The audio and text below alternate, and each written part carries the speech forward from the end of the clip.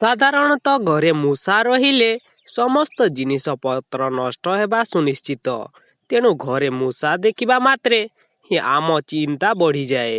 ବେଳେ ବେଳେ ତାଙ୍କୁ ଘରୁ ବାହାର କରିବା ପାଇଁ ଯେତେ ବାଟ ଅପଣାଇଲେ ମଧ୍ୟ କୌଣସି ଫଳ ମିଳିନଥାଏ। ହେଲେ ଏପରି କିଛି ଘରୋଇ ଉପାୟ ଅଛି ଯାହାକୁ ଅପଣାଇଲେ ଘର ଆଖପାଖରେ ଥିବା ମୂଷା ନଜର ମଧ୍ୟ ଆସିବେନି। ଆସନ୍ତୁ ଜାଣିବା ମୂଷା ପ୍ରାଦୁର୍ଭାବରୁ ରକ୍ଷା ପାଇବାର ଘରୋଇ ଉପାୟ ବିଷୟରେ।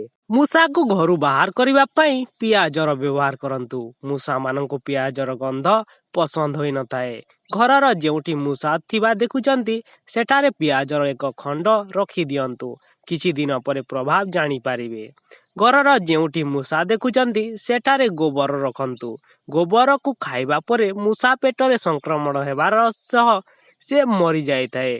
ତେଜପତ୍ରର ସୁଗନ୍ଧ ମୂଷାମାନଙ୍କୁ ମିଠା ଲାଗୁଥିବା ବେଳେ ସେମାନେ ତେଜପତ୍ରକୁ ଖାଇ ଦେଇଥାନ୍ତି। ଏହାକୁ ଖାଇବାର କିଛି ସମୟ ପରେ ସେ ମୃତ୍ୟୁବରଣ କରିଥାନ୍ତି। ଘରୁ ମୂଷାକୁ ବାହାର କରିବା ପାଇଁ ତେଜପତ୍ରର ବ୍ୟବହାର ମଧ୍ୟ କରିପାରିବେ। ଆଶା କରେ ଭିଡ଼ିଓଟି ଭଲ ଲାଗିଥିବ। ଯଦି ଭଲ ହେଲା ଆମ ଚ୍ୟାନେଲକୁ ସବସ୍କ୍ରାଇବ୍ କରି ଭିଡ଼ିଓଟିକୁ ସାଙ୍ଗମାନଙ୍କୁ ମଧ୍ୟ ସେୟାର କରି ଜଣାଇ ଦିଅନ୍ତୁ।